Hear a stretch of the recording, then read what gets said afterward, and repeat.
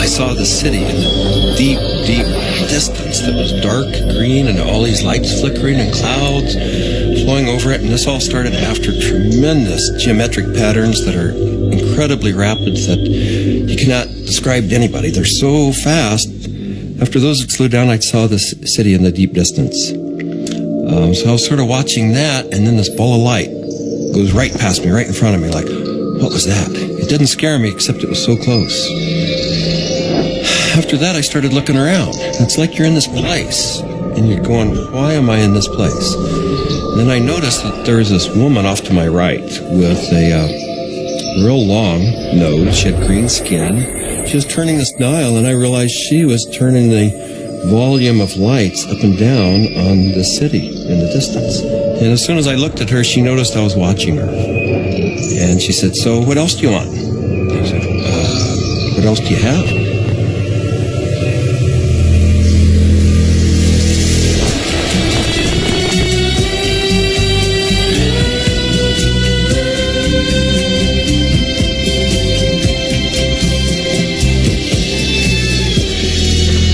This is the story of DMT, or dimethyltryptamine, a simple compound found throughout nature which has profound effects on human consciousness.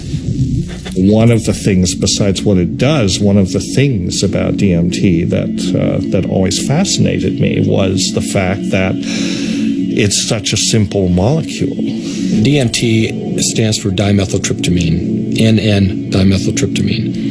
If you actually look at the ring structure of DMT itself, you only have really 4 positions that you can attach things to. So you can make diethyl or dipropyl. There are some other types of carbon chains you can attach to that end that do give you compounds that have activity, but very different from DMT. It biosynthetically, it's 2 steps from tryptophan. Right, 2 trivial enzymatic steps from tryptophan. Well, tryptophan is an amino acid, of course, and it's everywhere. So all organisms have tryptophan, and all organisms have the 2 key enzymes that lead to the synthesis of DMT. And these enzymes are very ancient enzymes. They're all over the place. They're, again, part of basic metabolism. So theoretically, anything could synthesize DMT. DMT is astonishingly widely available in plants and animals all around the world, but so far nobody really knows why it's there or what its function is. That's a $64 billion question, is why is DMT in our bodies? Why is it in plants, in all sorts of mammals? And what is the role it plays in human? The conventional wisdom 30, 40 years ago was that these things had no real function. They were just sort of physiological noise, but that's a very naive understanding. And what we now understand is that these secondary compounds are, in a sense, the language of plants. These are messenger molecules. This is what plants use to mediate their relationships with other organisms in the environment. Why is it that human beings' central nervous system are wired to receive this experience? It must be that, there's important information to be learned. So I don't think it's universally present in nature by accident. It has a real function. We have co-evolved with these plants. There's a purpose and a meaning to it.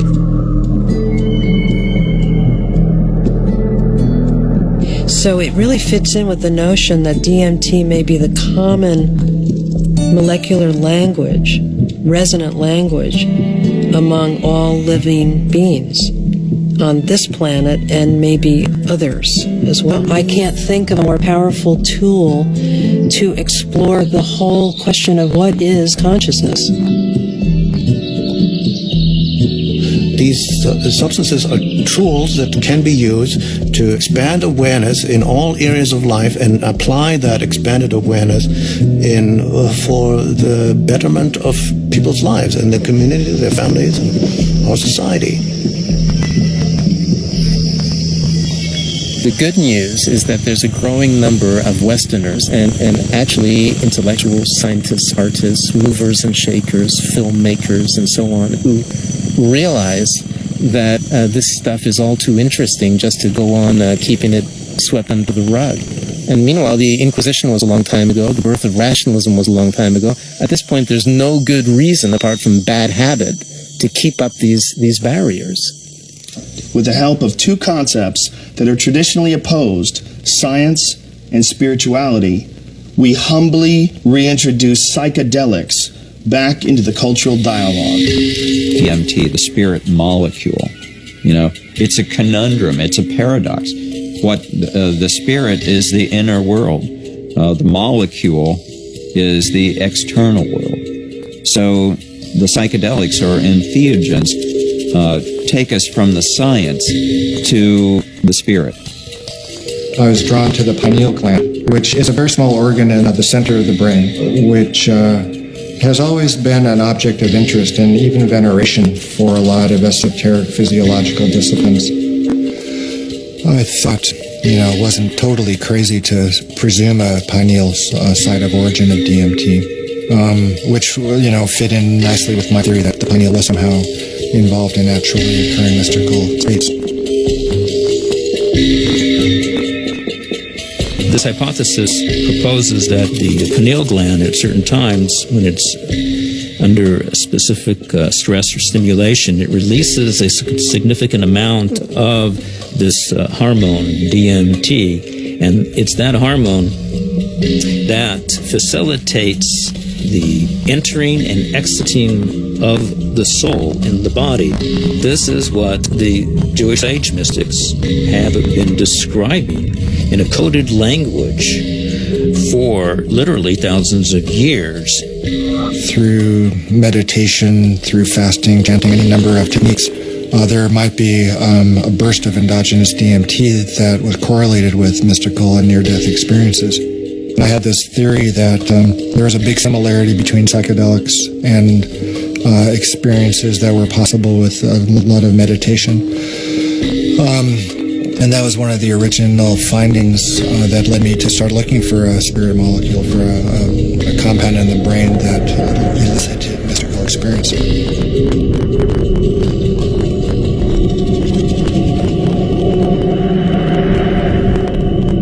I think there may be a role for DMT in explaining any number of hallucinatory phenomena that man has experienced throughout his history.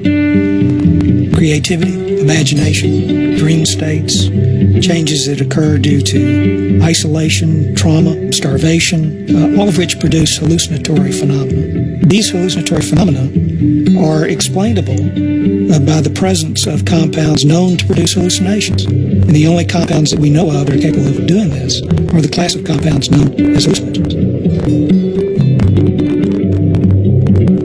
When thinking about spiritual states, I think endogenous hallucinogenic compounds, molecules that the brain can potentially release are probably very relevant to this topic because on one hand, they may really help us to elucidate what is the neurochemical mechanism of these experiences. I mean, if we can say that there's a release of endogenous opiates, or we can say that there's a release of dopamine or something like that, and we can measure that release and we can see where in the brain those different molecules go, what receptors they activate or deactivate, and hence we can really learn a lot more about what these experiences are, because it really can allow us to match up these experiences that people have with hallucinogens as well as understanding where they are related in the context of the brain's receptors and the different parts of the brain that may or may not become active.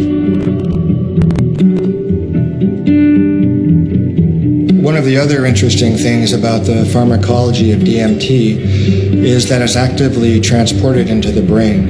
And so you have to wonder about the role of DMT in just everyday normal perceptual, activity. Too much DMT and things become very psychedelic, or, not enough, DMT in the brain can make things dull and flat and gray. There's something that, for me, makes sense about DMT. You called it the spirit molecule. It might almost be called, the reality molecule. philosophically, it makes sense that something that would be so fundamental to the way we perceive reality would be imbued out there in reality. There was a sense around it that there was something special, that it wasn't like anything else. There wasn't like other psychedelics. Its intensity and speed was such that it really produced a different kind of response. I mean, I remember almost getting the sense that it was kind of like a psychedelic bungee jump, that there's a kind of raw leap into this rapidly changing environment that was very different than the more gradual approaches of other psychedelics. And smoke DMT is sort of like the drive-by shooting of psychedelics. You're in one place, bang, you're in another place, and then bang, you're back down. So it doesn't leave a whole lot of room for that narrative of who am I, what am I doing here, why am I in this space, what am I learning? It's almost like there was too much information to process in that few-minute span to integrate once you drop back down. Dimethyltryptamine, when it's administered, has a very rapid onset and a very short duration of action. This is because it's very rapidly broken down by the body so that it can be cleared. DMT is rapidly degraded by an enzyme in the liver called monoamine oxidase, or MAO. That's the reason it's not active when you take it by mouth. Whereas psilocybin, when you take it by mouth, it's not broken down by monoamine oxidase very quickly at all. So it gets through the liver and passes on into the bloodstream and into the brain.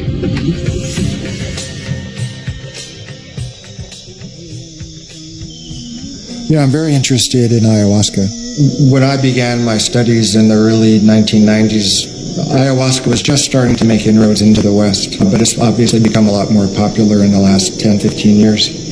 And the visionary ingredient in ayahuasca is DMT. Through some amazing feat of pre-literate chemistry, the Amazonian natives stumbled upon or combined whatever. I don't know how they did it, but they found that one plant contains DMT and one plant contains an enzyme inhibitor. Combine them, you can drink DMT and it's orally active. So it starts working in a half hour, lasts for 3 or 4 hours, and you can, maneuver a lot more comfortably within that state than you can when you're just smoking it or injecting it.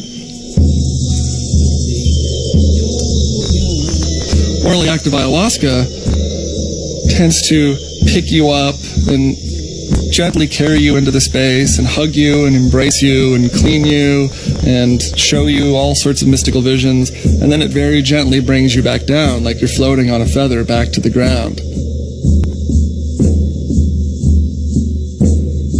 As valuable as my DMT experiences have been, I feel that there's a lot more enduring value really in this folk technology, which stretches it out and makes it a navigable space. Our whole Western, European-derived tradition of distilling alcohols and isolating chemicals and making everything stronger and taking it out of nature and putting it into the biggest punch that we can, I don't think that generally that's the most useful way. I think there's a reason that cultures have learned to turn a 5-minute experience into a 5-hour experience. It seems to me that ayahuasca has had a plan and that it's reached out into the world and brought DMT into many, many thousands of lives in a much bigger canvas than it had reached for the last 10,000 or however many years. And it's done it very rapidly, and it's done it with form to go with it. And ayahuasca is much harder for the power structures that we have now. It's much harder for them to put down because it has been part of a legitimate religious and spiritual practice for thousands of years, certainly in the Amazon. And we can't just dismiss all that as primitive mumbo jumbos and superstition. We have to get to grips with that on its own terms. I think that there's a growing number of people who feel this desire to get back in touch with nature, with plants, with animals, and who know that through the shamanic path there's a way of doing this, and that actually these tools, these psychoactive tools for plants like ayahuasca is a very direct way of doing this. Now, it may not be everybody's cup of tea, and I think a lot of people are actually with reason afraid of it. I think like a lot of people in my generation, I first heard about DMT through Terence McKenna. It was a very funny way to become aware of such a powerful and interesting and anthropologically rich topic as a compound like DMT, because it really became it was almost more of a concept than something that people were necessarily taking. The DMT flash makes it clear that disembodied consciousness is a possibility. I think that the whole tension of history and the tension of life seems to be about the shedding of the body. Terence was he was a good promoter.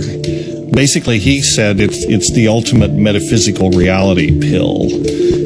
Even though it's not a pill, but I thought that was a pretty good characterization after I took it. It seemed to be of a different order than LSD and mescaline and some of the other things that were around. DMT really did seem to be a whole other level of experience.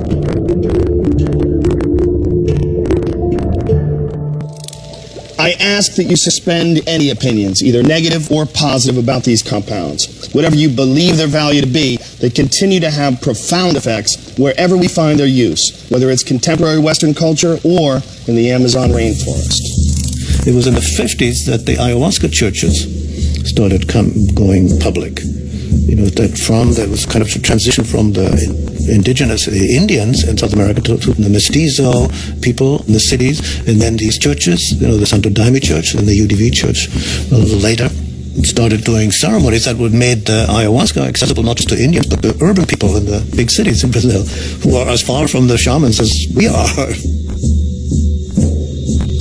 In the early 1990s, the UDV established a branch of their church in the United States. In the late 90s, the U.S. Customs Department, along with the DEA, intercepted a shipment of ayahuasca. The church protested government action. They contended that it violated the Religious Freedom Restoration Act, and the case was heard in the U.S. Supreme Court. And in February 2006, their decision was announced, and it was a unanimous decision on the side of the UDV. Why is it that in the entire Western world, these substances that have been found to be so interesting by hundreds of cultures for thousands of years are prohibited? How did these cultures that consider themselves to be enlightened, democratic, and scientific get to declaring plants illegal? It can seem weird, but there's clearly something deep and revealing about the nature of these societies. Our society values alert, problem-solving consciousness, and it devalues all other states of consciousness. Any kind of consciousness that is not related to the production or consumption of material goods is stigmatized in our society today. Of course, we accept drunkenness. We allow people some brief respite from the material grind. A society that subscribes to that model is a society that is going to condemn the states of consciousness that have nothing to do with the alert problem-solving mentality. And if you go back to the 1960s, when there was, a tremendous upsurge of exploration of psychedelics, I would say that the huge backlash that followed that had to do with a fear on the part of the powers that be, that if enough people went into those realms and those experiences, the very fabric of the society we have today would be picked apart, and most importantly, those in power at the top would not be in power at the top anymore.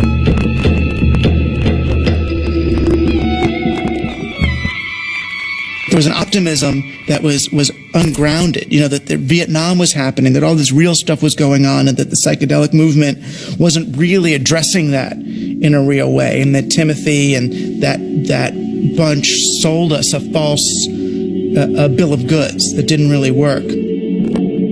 We're now, whether we like it or not, in the psychochemical age. In the future, it's not going to be what book you read. It's going to be what chemicals do you use to open or close your consciousness. Chemicals can help us learn faster. Chemicals can help us expand or contract our consciousness. The atmosphere in the 1960s was, we are doing research here. We are dedicating our lives to trying just about everything on the planet. So we would try it, then we would talk about it, then we would evaluate it. We regarded ourselves more or less as spiritual pioneers. The way I look at the 60s, you can see it as a kind of failed attempt at a mass cultural voyage of initiation. So people would try to go out into these other realities, but they didn't have a basis for it. There weren't wisdom traditions and elders. There weren't like connections of shamanic lineages. So people would go out and they would kind of like smash apart. Timothy Leary really so discredited a scientific approach to studying this because he started off doing interesting research and then got into advocating use in a way that was incredibly threatening. Culturally, we reacted, and politically, it became impossible to do this sort of research. Funding agencies didn't make resources available. Regulatory agencies increased the practical hurdles for initiating this kind of research. And I think people who had interest in research of this type largely were discredited because of their interest in the research. Social, political, scientific issues that came together pushed these drugs out of the scientific marketplace.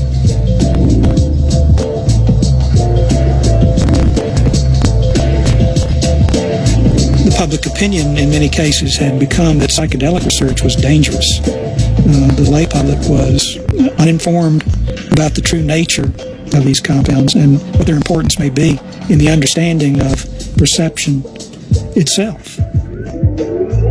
One of the tragedies to me is that the clinical research on these substances pretty much stopped around 1970.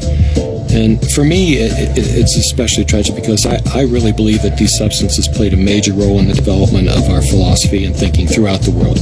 What a lot of people don't realize is that psychiatry, up until the 50s, the field in general had no concept that neurochemistry played any role in emotion or behavior, which today seems really bizarre. And the discovery of LSD and its potent effects on the human psyche occurred almost contemporaneously with the discovery of serotonin as a molecule in the brain. And it was really when people looked at the structure of serotonin and compared it with LSD that they really began to think, maybe neurochemistry plays a role in brain chemistry and behavioral states. If LSD had not been discovered, I doubt we would have had any of the drugs we have, at least not as quickly as we do for treating depression and so forth.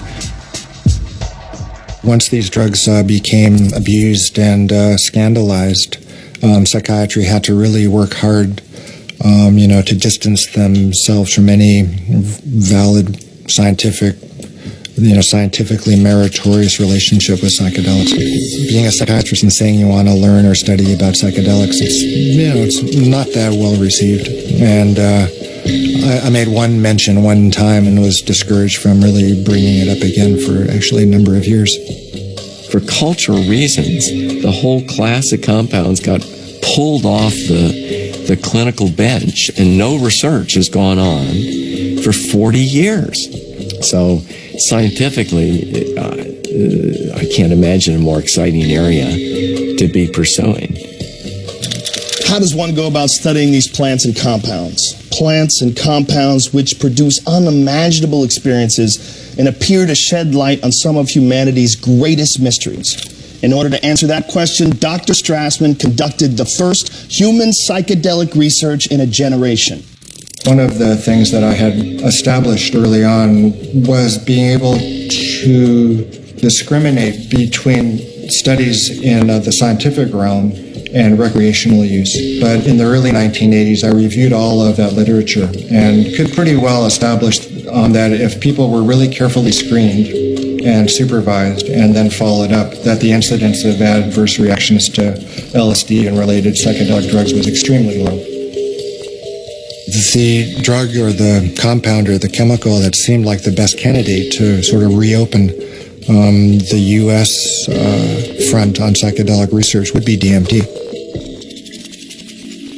It was really, it's exciting for me because I thought this is the first study in a generation. And not only that, despite the fact that DMT had been used safely in earlier studies and it was this natural component of the brain, DMT is one of the most profound and potent psychedelics known. So it wasn't just an initiation of clinical research, it was a reinitiation of clinical research with an extremely potent drug. I was of the strong opinion that you could do these studies, and Rick agreed. So we had a number of discussions, and at some point the discussion came up, Dave, what if I do all this paperwork and spend all this time and get to the end of things and I'm ready to go and I can't get the DMT? And that was a real possibility because the DMT, clinical grade DMT, wasn't a chemical you just buy off the shelf somewhere. And I told Rick, if you get to that point and no one will make it, then I'll do it.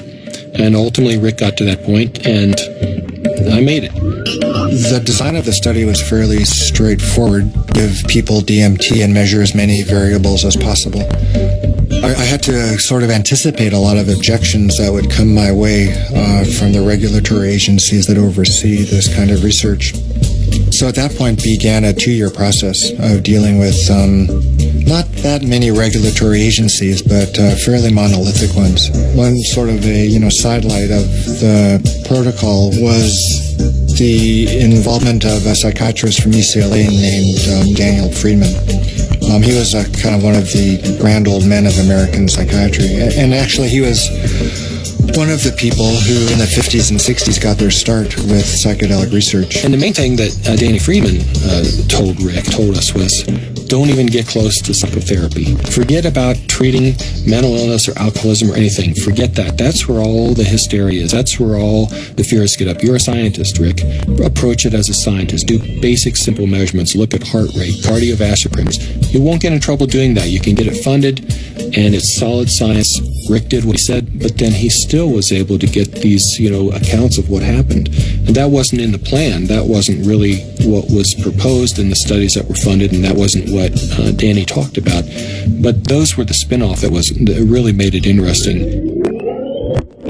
Rick Strassman was advertising in some magazine somewhere about wanting volunteers for a particular study in a psychotropic, and I didn't know DMT from STP at that time. I remember reading that and I'm thinking, oh my God, this is bad. I better get involved in this and make sure that somebody doesn't get hurt and that at least there'd be some sensitivity towards what this stuff is really about. I met this research nurse at a party, and she heard me talking about that I had used peyote ceremonially, and she took me aside and said, there's something that you might be interested in. We're looking for subjects, volunteer subjects, for some unusual research. I was a little concerned that the study participants might be a little obnoxious. Maybe that's not the right word, but people that were just seeking to do a lot of drugs, and they were very professional people. There were varying degrees as to how much hallucinogen use they had been through. It seemed like there were some people that felt like they had made it their life mission to experience every kind of substance out there, and then other people who I think were just interested for their own personal growth and or curiosity. Once we actually got into the preparation for the actual trips, Rick asked me about roller coasters. Do you like roller coasters? The sensation of going up really high and then slamming back down towards Earth. And I said, no, I hate them. They're horrible. And he said, not good. I just wanted to go with the experience, learn as much as I could, absorb as much as I could, and be humble to it. The idea of legally sanctioned psychedelics was just very compelling. Plus, you're in a hospital. So should you get that uncomfortable experience that you're dying, you're with doctors in a very safe environment from that point of view. I mean, this was really very cutting edge, very out there, it was high risk, and people knew what they were getting into, and they wanted to have the extra reassurance. And I was glad, actually, to have a crash cart in the room and a team, in the hospital to respond to any emergencies. you're in this hospital room, and there's all the sounds and the smells and just the prior experiences of being in the hospital. You know, all these negative things come back. So there was the whole environment to be overcome, because little did I know that it didn't matter where I was. I wasn't going to be in my body. I was going to be out in the universe, and it didn't matter where you launched from. It could be a hospital room. It could be the jungle in the Amazon. It didn't matter where you were, because you weren't going to stay there.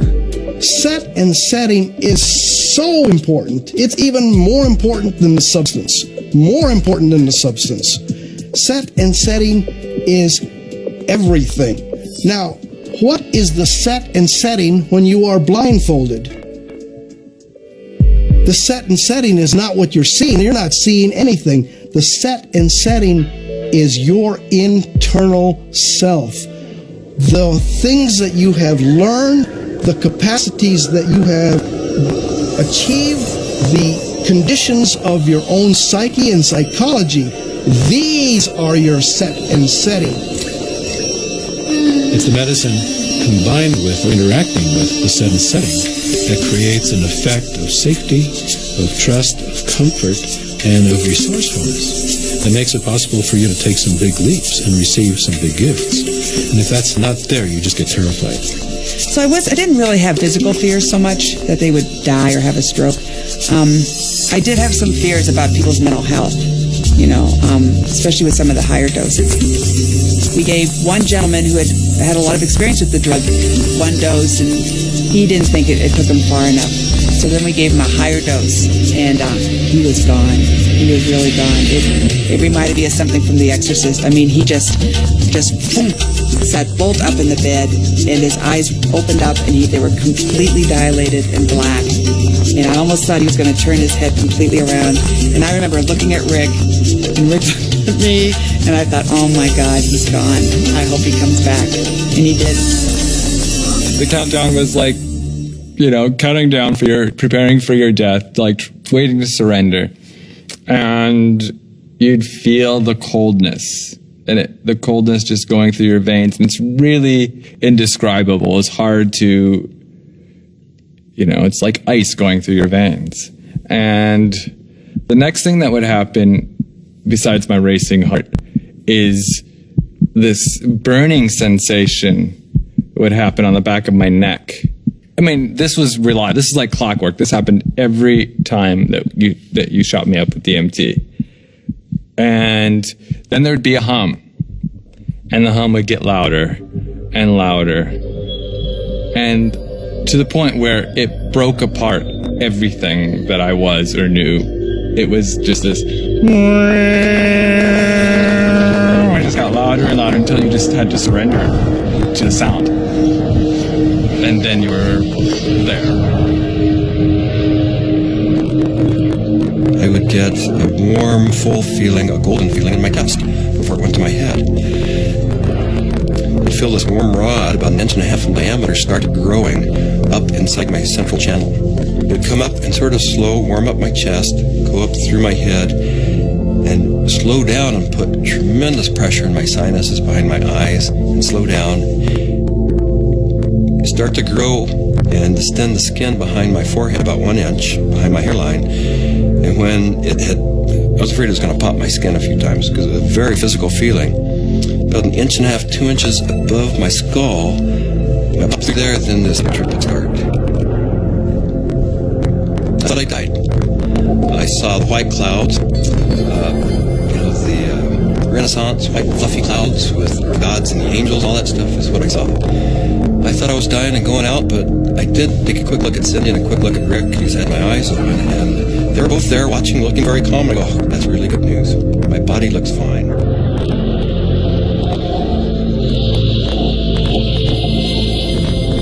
So I didn't know whether it was my birth I was re-experiencing, my death which was yet to come, because I know that time crumbles. The linearity of time is totally meaningless in these states.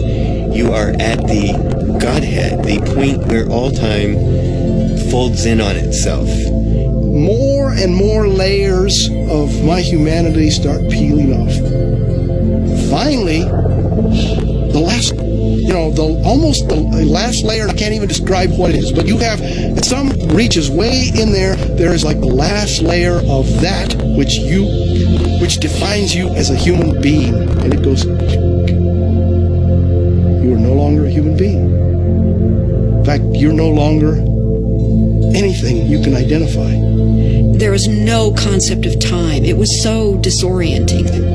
I was so terrified. I have never in my entire life been so terrified to be blasted out of my body, to leave my body behind, to be going at warp speed backwards through my own DNA, out the other end, into the universe. And so I went right into this white light. As soon as I went into it, I lost any sense of being different, any sense of what I was doing, past, any sense of future. It was absolutely blissful and euphoric, and I just felt like it wasn't I was everything. I was the light. There was no sense of separation, no shadows, no differences, no past, no future. It was all present and white to yellow light. Then I felt myself falling out of this light, and as I fell out of it, I could feel the light was like a glow, like the sun with flames coming out and lapping out, and I could already start to feel this tremendous separation. I reached across, and it was suddenly I'm in the universe, in this huge void, with these beings on the other side, and I put out my hands, and this incredible rainbow of pink light went between me and these entities. And I was trying to make it be like a white light, but it was this incredible pink light, this energy of love this capacity of love that we as human beings have, that I was trying to just send to them. This meteor-like trip through the infinite space of the interior consciousness is up pops the picture puzzle pattern door, and I'm now whizzing through this sucker like if it was nothing. I'm flying through it. But now I know what the picture puzzle pattern door is. The picture puzzle pattern door is the farthest reaches of your humanity. This is the doorway into what defines you as a human being. When you go past that, you stop being human to a degree, and the further you get past this point, the further away you go from being a human being. But right here, this picture puzzle pattern door is everything. It's everything. It's what defines you as a human being. This picture puzzle pattern door is you. This is like the actual core of where all of reality is emanating from. This is where meaning comes from. Symbols were pouring out. They were intertwined. Every symbol and letter and in every language was pouring out of this point. And I looked around at my environment, and I was trying to absorb everything, to understand, but there were all of these machines or structures or things that I had never seen before, that I had no idea what they were. I was like a caveman in a computer lab. I didn't have any idea, but I knew in my intellectual awareness that this was a very advanced civilization or life forms or whatever they were. They were so far advanced from what we know here on Earth. There's one state in it, I call it the hobby horses, and they're interlocking, reticulating, vibrating hobby horses, and I use that's what they seem like to me. They interlock, and they form a visual pattern that seems infinite in scape. And then you're on the inside, outside, inside, every side, and so it's less possible to use words start to escape you. The texture of the space was very much like an animated Mexican tile. It seemed to be hyper vivid in color in a Technicolor sense, but also very clay-like in earth, like with an earthen pointing towards Earth, but not really being on Earth. And there was no I. There was just a sense of a witness being suspended in this incredible vaulted space, like a cathedral made out of stained glass of all imaginable colors, unbelievable brilliance and saturation of color. Just this amazing pattern in this dome, this gigantic dome. It felt like the size of a small planet. And there were these winged beings. I don't remember exactly what they looked, but were like angels, something like angels, that were majestically kind of flying through the space. But there was something about the quality of how they were flying that was unique. I'd never seen anything like it. It was like, I don't know, the sense of another realm that was there. My sense was at some point there was this implicit sense, this is the divine realm. This is the divine realm. And it was not like a thought, but it was like this implicit kind of grokking recognition. It was all very, very impersonal until I got to the space where I realized that I was in the area where souls await rebirth. And I was there, and I had been there so many times before. I recognized it, and this incredible transcendent peace came over me. I have never in my life ever felt such peace. Everything was stripped away. Every hope, every fear, every attachment to the material world was completely stripped out of me. I was free to just be the essence of a soul. After the medicine wore off, there is that familiar sensation of kind of coming back into the body. And I do remember that. That was part of almost all of those experiences of kind of coalescing back into sensory awareness and a sense of having a body and of that becoming a little more substantial. And then say, oh yeah, here I am. And I live in a body and I'm okay. So Laura removes the eye shades. And I ask, not really with my eyes open quite yet, I ask, how long was I gone? Because I need to know. And Rick checked in like 15 minutes.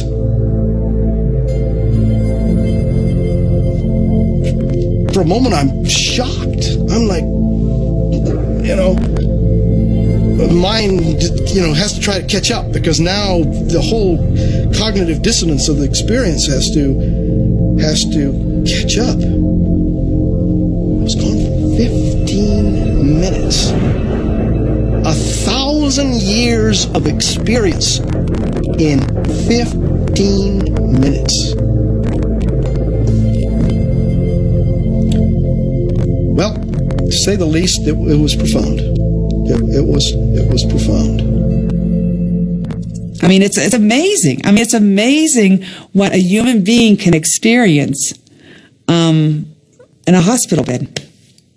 I mean, they can experience almost the whole universe. Life, death, everything in between.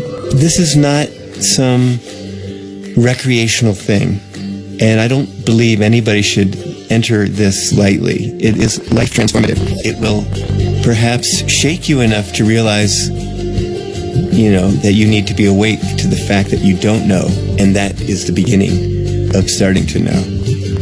What we see here is such a tiny part of what is real. I get really frustrated because, of course, there's no way to prove that where I went was deep space, that I encountered,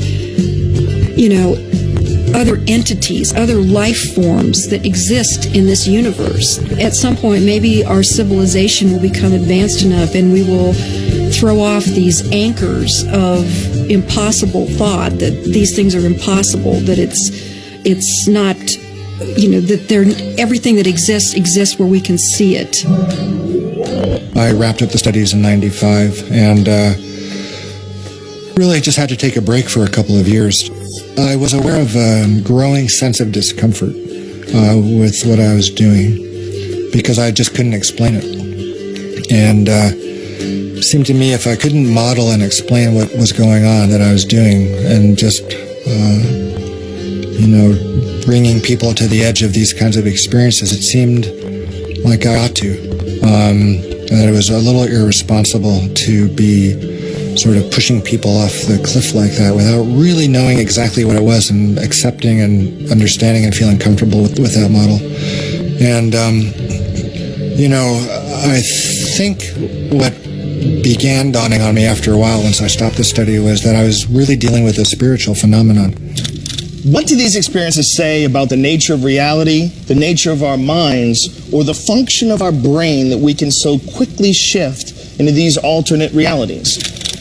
Let's take a step back and consider how these experiences inform us about ourselves, our consciousness, and the symbiosis of the two. It started seeming to me that what was happening with DMT, particularly with respect to some of these reports of entering parallel, alternate, or freestanding parallel sorts of realms of existences, that indeed was what the consciousness was doing. The chemistry of the brain, which is the organ of consciousness, was being changed by DMT in such a way that they could then receive information that we weren't able to receive normally. Yes, there's the experiences from DMT and ayahuasca, and they have their function. But if we'll also look at what it enables us to see, it just rips that filtering mechanism away for a few minutes. And for a few minutes, you're immersed in sort of this raw data sphere of input, of sensory input, of memories, of associations. I mean, it seems like the brain builds reality out of these things, what you're experiencing, what you have experienced, and how you associate and synthesize these things together to tell yourself a story, essentially, about what's going on, where you are in space and time.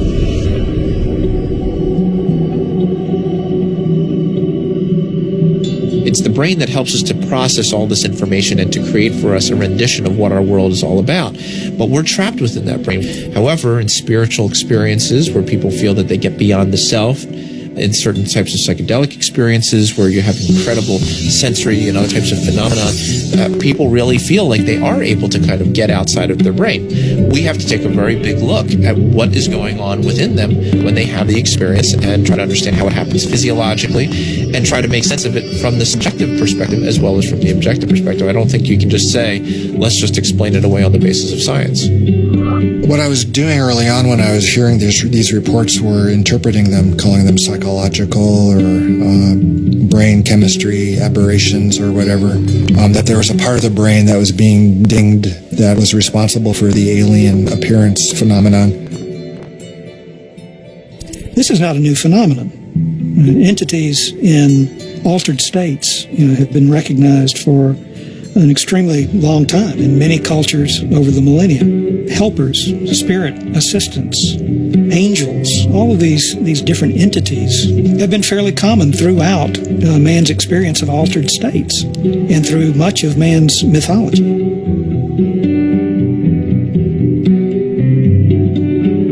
I don't think it's out of the realm of possibility that people are in some way interacting with some sort of an intelligence or sentient being or something that exists at some level that's not in this three-dimensional physical plane.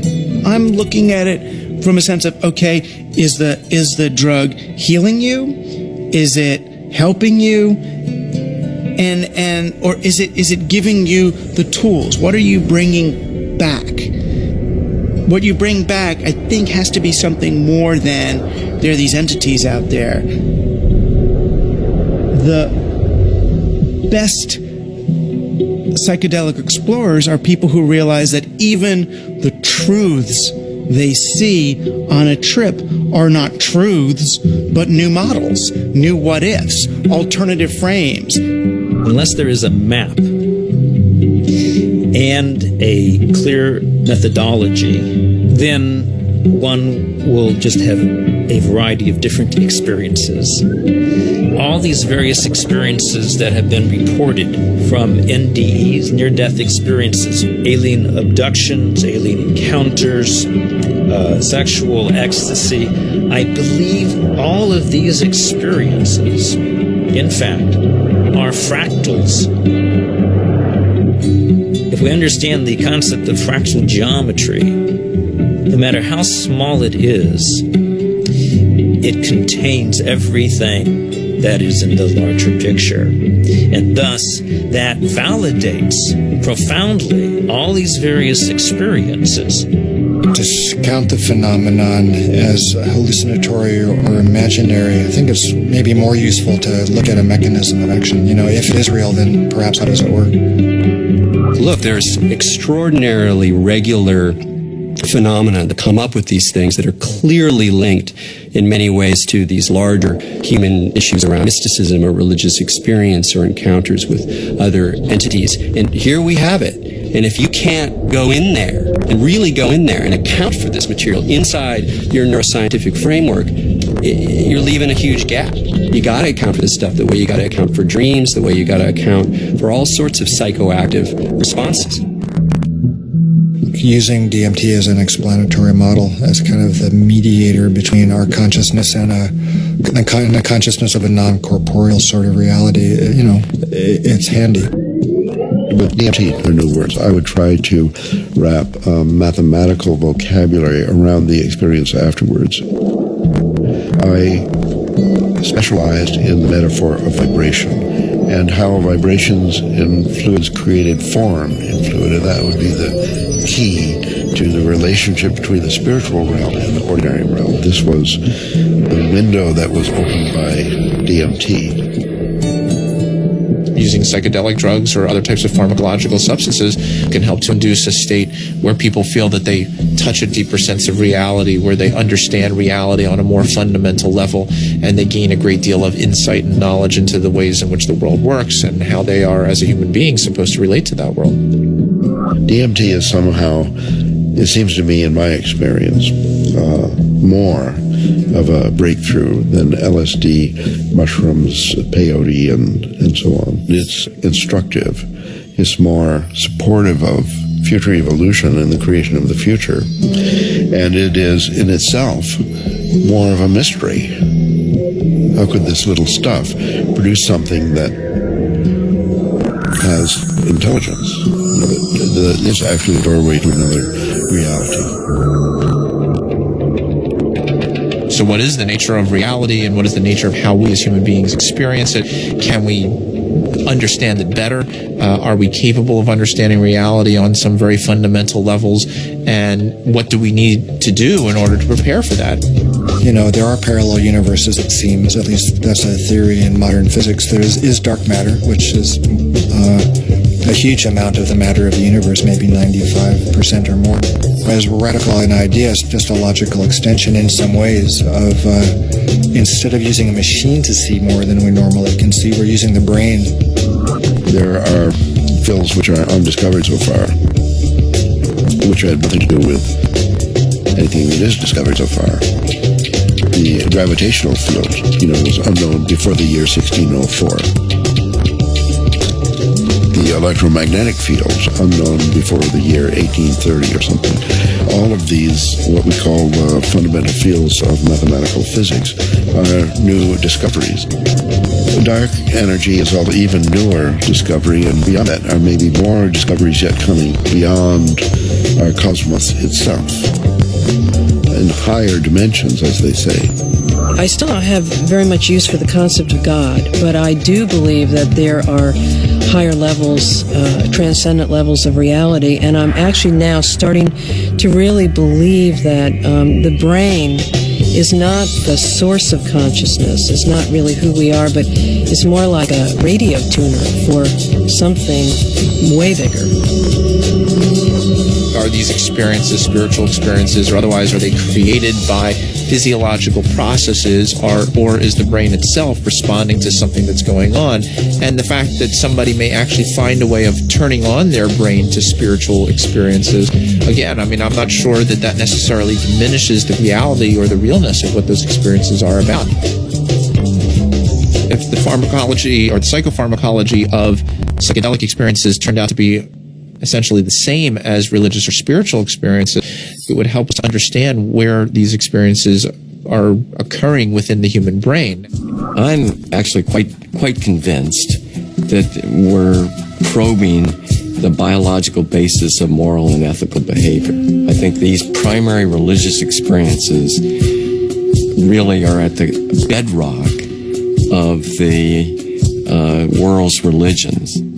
The research and knowledge and speculation about the pineal body and DMT is in fact the hand of God that is interacting with our natural evolution to stimulate and accelerate the process of redemption of individual and of collective global enlightenment. Because of my ayahuasca experiences, I consider myself a spiritual person. I know things now that I could never have known otherwise. This experience is so familiar for a lot of different people, and it's so easily acquired, and so much information comes with so little effort that it is a kind of a miracle. It's a miraculous way for us to transcend ordinary reality and obtain maybe an intimation of what's necessary for survival. Ranging from new forms of medical treatment to a better understanding of the universe to life-changing spiritual revelations, these natural tools offer us the ability to seek greater knowledge. Tools that could positively affect life on our planet. Let's answer Dr. Strassman's question. If so, so what? Because of the collapse of consciousness and scientific knowledge split apart, both these modes of knowing have to come together. In other words, science and technology, from a traditional religious perspective, is not an extra. It is part of the process by which humanity is going to evolve into its next stage. How do we find like the right form for psychedelics in the future? I mean, assuming that psychedelics are part of the human future, right? For that, at the moment, they're still, generally repressed and suppressed and legal. If that were to change, how would we begin to construct a kind of system that would allow for a kind of rational and mature exploration of psychedelics? I think that the name of the game is to show science the pertinence of this somewhat outlandish realm. And it's not just crazy stuff. It shouldn't be considered as, let's say, not even worthy of interest or illegitimate. I actually think because it's declared off bounds, it just makes it interesting to start with. But one doesn't want to throw out the baby with the bathwater, and I think it's really important to stay faithful to science. What does it mean? Why is there a part of the brain that seems to be, for lack of a better word, a God detector? What's the evolutionary advantage to having some part of the brain that seems to, trigger and mediate experiences of the transcendent? The Kabbalah is revealing to us that the pineal body is actually the very edge of the higher dimension that is penetrating into our lower dimension, and it is located precisely in the middle of the brain. I can remember reading about Descartes, thinking that it was actually the interface between the spiritual dimension and the dimension of matter. And I remember studying that as a foolish idea from our history. And now it seems actually like a very interesting idea. What we are looking for out there is really in here. It is the doorway. It is the gate. So we focus on the transformative effect of the psychedelics, but it's also true that the reverse is true, that it requires transformation in order to embrace psychedelics. It's one of the tricky paradoxes of postmodernism that psychedelics both require and produce a transformative effect. We have severed our connection to spirit. That's what our society has done. It has sought to persuade us that the material realm is the only realm, and the only way we're going to recover is to reconnect with spirit. And I truly believe we need the help of the plants in order to do that.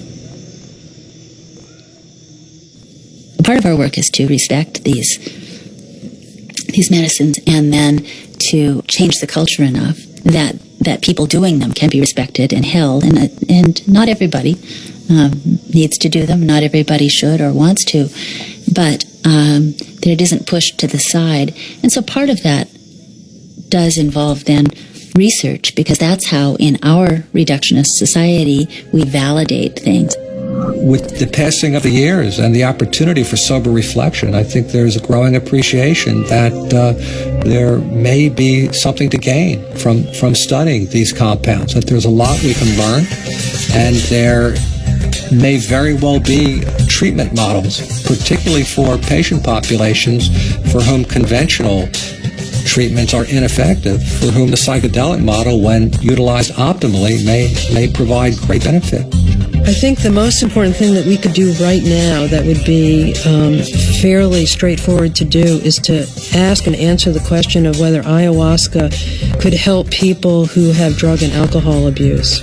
And given that we know that DMT and similar alkaloids have a very strong effect on the same receptor sites that are involved in depression, and the notion that most people, in my experience, who use drugs and alcohol are self-medicating a deep depression or an anxiety.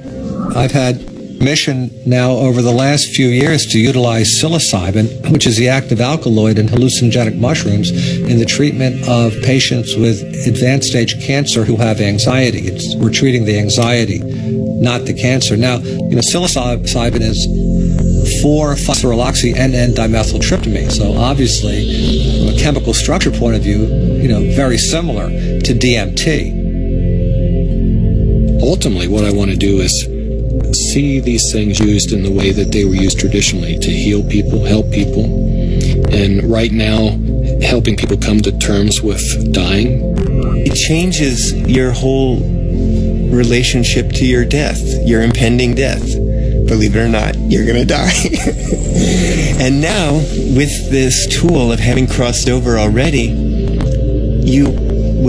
some of the fear around that will disappear.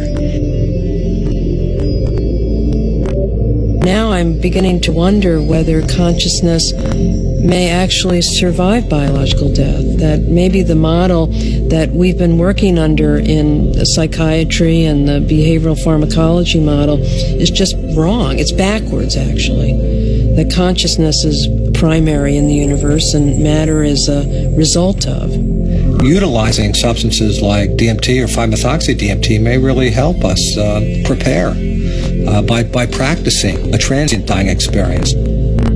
Thus far, we're observing very positive effects in regards to the nature of experience during the session, and then subsequent effects on mood regulation and anxiety control, pain perception, and overall quality of life for cancer patients. By and large, our subjects do quite well in the time they have remaining.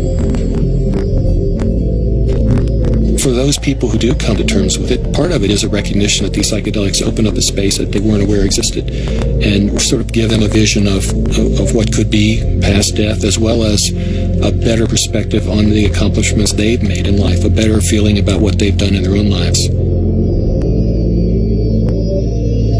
But I think all people who have psychedelic trips and meditations and so on are poking more or less into the same higher realm and receiving some information from there. If we can develop this could be absorbed into ordinary science that we could approach with a scientific method and so on, then our intelligence, our capability of survival on planet Earth will be increased. We're a dying species. We live on a dying planet. We're killing the planet. So our disease is extremely serious. And therefore we're desperate to find new information, ideas, and so on that can transcend. We have to evolve. And I think our intellectual evolution may be predicated upon the psychedelic pioneers. It's so easy to change the world. I mean, and that's the kind of thing that you can see on psychedelics. If you don't get trapped in the beauty and awe of the psychedelic experience itself. It's like looking through the chandelier of reality from a different vantage point. You can now project through those crystals in another way, and it's beautiful. But okay, now come back. Now come back.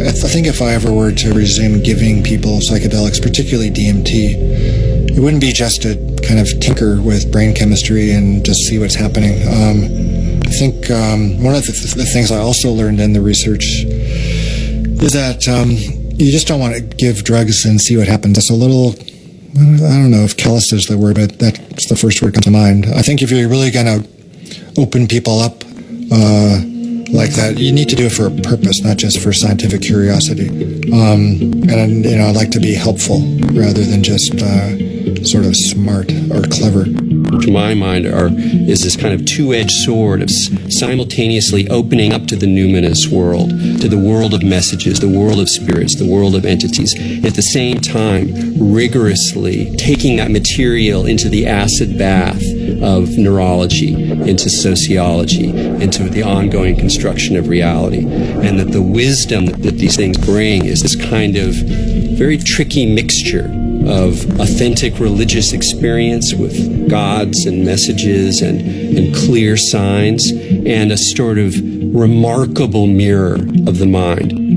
The curiosity, perhaps the uniqueness of the human creature, is that we live in both realms. We have the ability for spiritual experience, and we have the ability for physical experience. The agenda of the spirit world, if there is an agenda, is to allow us to experience our full potential and to deliver our full potential. And maybe the choices that we are making right now as a civilization and a society rebound far beyond ourselves. I think DMT is a forcible reminder that there's a lot more about reality, the universe, ourselves, biosphere, whatever, that there's a lot more to it than we imagine.